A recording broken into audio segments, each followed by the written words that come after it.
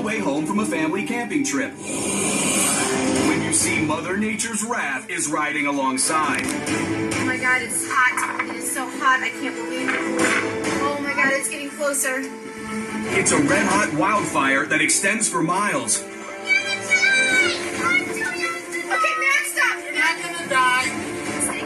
And when the out-of-control flames threaten to overtake your car... Oh my God, we're going to be in an accident, okay? Oh my God, here it comes! Oh God, guys, hang on, get buckled in! Here it comes! What will you do now to survive this raging inferno? Should you, A, turn away from the flames and outrun the fire? B, pull over and turn on the air conditioning? Or C, drive into an area that's already been burned? Your predicament couldn't be more dire. So it helps to know what kind of trouble you've just driven into.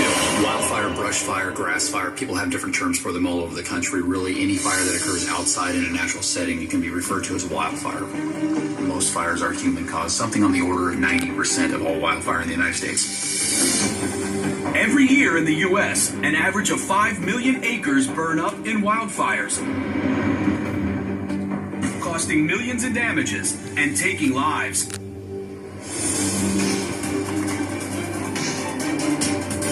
When you're trying to forecast which way this fire is going to go, you have to take into consideration what type of fuel is it burning through, what is the topography that it's going through, and the weather. Wildfires seem to be more and more frequent, unfortunately. Wherever we have periods of drought where vegetation gets dry, the winds will actually take what would otherwise be a small fire and turn it into a huge conflagration where the smoke and the flames go for miles and miles. That is unreal. It's difficult to quantify how fast a fire moves. You know, it doesn't move in a uniform front. It tends to spot out in front of itself. And sometimes we can see fire be very docile and move backwards down a hill at a very slow rate. Other times you can see bursts of speed through light, flashy fuels or exceptionally dry brush. It could be 50 or 60 miles an hour for a short period of time.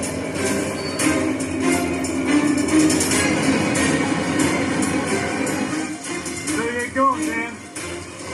These strong gusty winds will take embers and they will blow them a quarter of a mile or even a half a mile away to a part of the region that has had no fire whatsoever, and then it'll start a new fire. Oh my God, am I scared? Oh my God, I'm scared. Oh my God, here it comes. Oh God, guys, hang on, get buckled in. And there you are, in your car, face to face with a wildfire. Do you know what to do? The answer is B. Pull over and turn the air conditioning on. While the fast-moving fire may cross the road, it won't ignite it. As long as you can avoid accidents with panicked drivers, the danger will be over in an instant. And if you don't have to drive, don't drive. Pull over, wait for it to pass. You may also consider parking your car or seeking shelter in a cut bank where a road has cut through the mountain. Those areas tend to have less fuel to burn. Also, they tend to provide some shielding from the fires. As for the AC, be sure to set it to recirculate. More people die from smoke inhalation than anything else, and you don't want to be inhaling that smoke, that's for sure. This is crazy.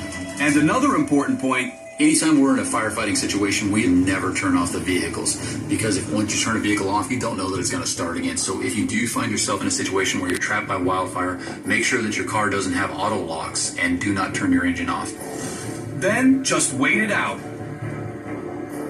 As for driving through an area that has already been burned out, it could be a good choice, but it's difficult and it's risky. You could encounter a new flare-up or damage your vehicle and end up stranded. Look at this. Oh my gosh. This is really thick. Another risky choice, trying to outrun the fire. Oh my God. You don't know what the boundaries of the fire are, and you might be driving into a hotter portion of the fire rather than driving away from it. Fires can cover a large area and they can travel quite fast. What's this? No, we cannot go through there. But Mike, we're gonna drop. Oh, geez, we can't go forward anymore. Oh, there's the fire. It's still coming this way. That's a drop. We couldn't go down. Winds in a wildfire can shift dramatically from time to time, and what's a safe location now can suddenly change. So you can find yourself safe at one moment and in severe danger in another. Hang on, here we go.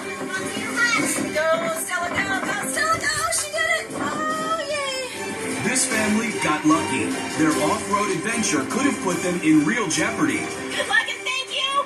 Thank you. Driving in a wildfire is scary enough, but what if you're in your home when a wildfire strikes?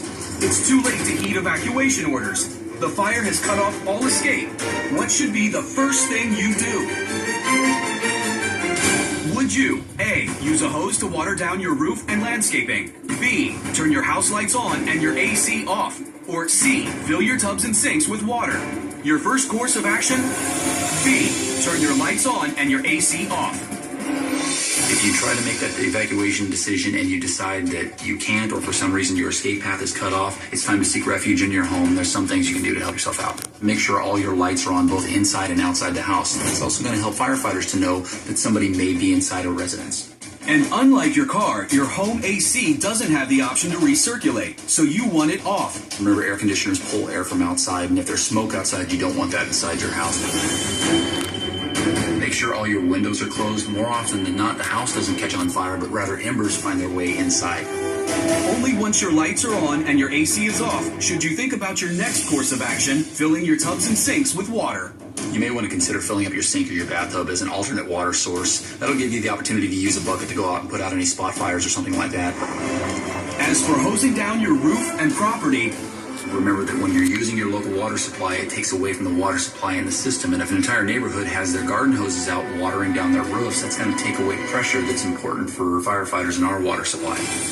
It's less common today to see a fire start in a roof. What we tend to see more often is fire makes its way in through an open window or it catches a curtain on fire that's hanging in a window. So really, your time is probably better spent making sure that you're prepared.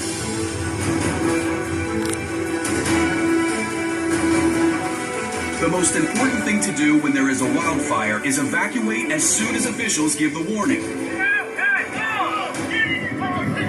But if you're caught out on the road, pull over, leave the car running, and set your air conditioning to recirculate. If you're trapped in your home, turn all your lights on, turn your AC off, close all windows and doors, and fill your sinks and tubs with emergency water. Oh my god. Oh my god, am I scared? It may be hard to stay cool in the face of a wildfire, but in the heat of a crisis, it can save your life.